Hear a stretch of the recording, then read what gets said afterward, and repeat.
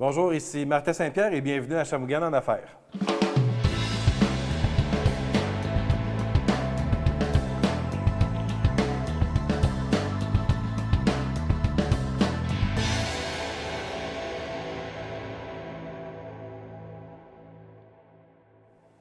Cette semaine, dans cet épisode de Shawinigan en affaires, je rencontre 3 entrepreneurs qui ont procédé à une relève ou à un rachat d'entreprise. Je rencontre Viande Louis Lafrance et Fils, IGA Extra Famille Barry et ICO Technologies.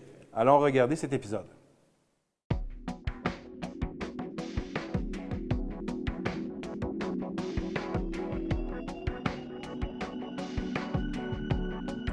Pour être un entrepreneur dans notre domaine des technologies de l'information, je pense que la première qualité, c'est d'être innovateur. Je répète souvent qu'on n'est pas une usine à confectionner des logiciels, mais on travaille avec des gens créatifs.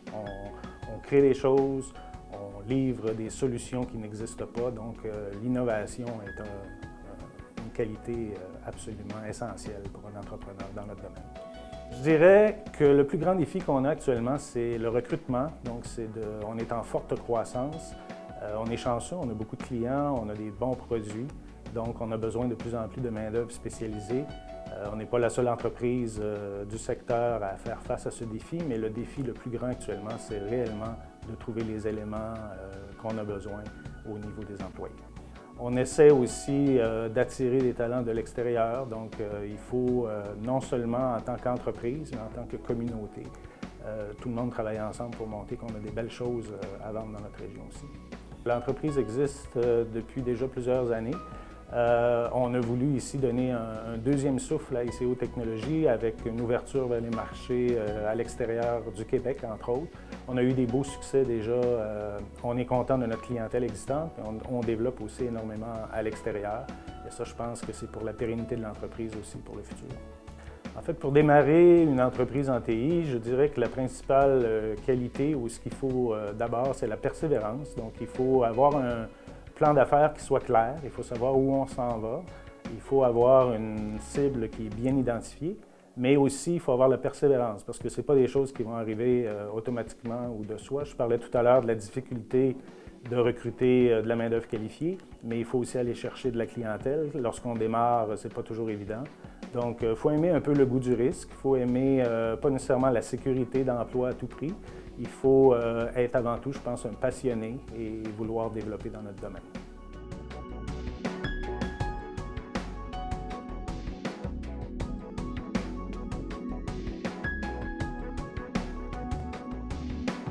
Le plus grand défi comme entrepreneur, je dirais que comme étant une relève d'entreprise qui est déjà bien établie, c'est une entreprise qui a déjà une certaine grosseur, puis on a quand même plusieurs familles qui comptent sur nous pour vivre. Donc, je dirais que c'est ça, c'est de continuer à faire évoluer cette entreprise-là qui est déjà rendue à un certain niveau. Ça, c'est un défi. Puis un autre défi qu'on vit comme relève d'entreprise, c'est que souvent, il y a des attentes qui sont déjà élevées. Le cédant, il est présent depuis longtemps, il est connu, il a fait des belles choses. Donc, c'est de continuer à faire grandir l'entreprise. Puis on se met toujours un petit peu la barre haute en se disant, bien, j'aimerais ça faire mieux que la personne qui était avant nous. Donc, ça, c'est 2 défis là, qui sont quand même importants. Puis dans une entreprise comme la nôtre, je dirais que de savoir bien s'entourer, puis de savoir faire confiance à son équipe, puis de déléguer, je pense que ça, c'est quelque chose de très important là, dans une entreprise comme la nôtre. Mon grand coup de cœur pour l'entrepreneuriat, c'est Josée Villemur avec son entreprise Fait par une maman. Josée a eu son premier emploi étudiant, elle et son conjoint ici dans notre entreprise. Donc c'est sûr que j'ai un coup de cœur pour la personne, mais aussi pour le fait que c'est vraiment un hasard que ce soit lancé en affaires, puis son entreprise va très bien. Puis le fait aussi que ce soit une jeune maman entrepreneur, bien c'est sûr que ça me rejoint parce qu'on vit un petit peu les mêmes réalités là, le fameux défi conciliation travail-famille qui est tout un défi en soi. Puis je pense qu'elle le réussit très bien jusqu'à maintenant. Donc vraiment, là, j'ai un coup de cœur pour cette entreprise et cette personne-là. Le meilleur conseil que je donnerais à un jeune qui veut partir son entreprise ou prendre la relève d'une entreprise, c'est de bien s'entourer, d'aller chercher de l'aide de professionnels. Il y a des gens qui sont formés, qui sont habilités à faire ça, qui nous permettent de prendre du recul, qui ne sont pas impliqués émotivement non plus dans la situation. Donc, ça permet vraiment de prendre les meilleures décisions possibles et de faire un beau plan de relève, quelque chose de structuré. Je pense que c'est vraiment le meilleur conseil que je donnerais.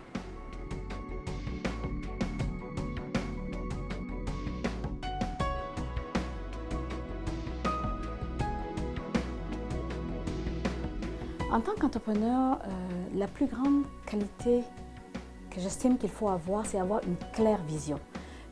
Savoir voir clairement où aller, savoir détecter une bonne ou une mauvaise opportunité et particulièrement avoir toute l'énergie pour aller vers cette vision-là, être persévérant pour aller vers cette vision-là. Le plus grand défi en relève d'entreprise, c'est un petit peu ce qu'on retrouve dans toute entreprise.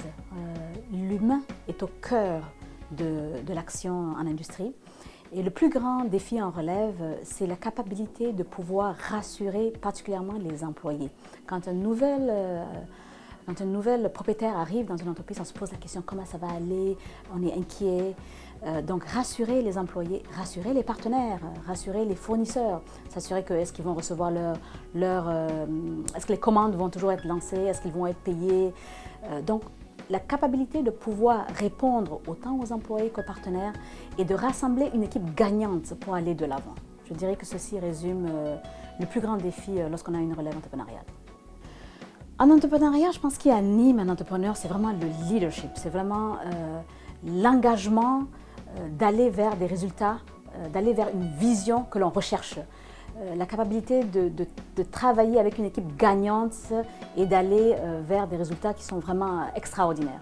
Et ce qui m'anime le plus, c'est de voir ces résultats arriver au bout et de dire « Waouh, c'est ce qu'on a fait ».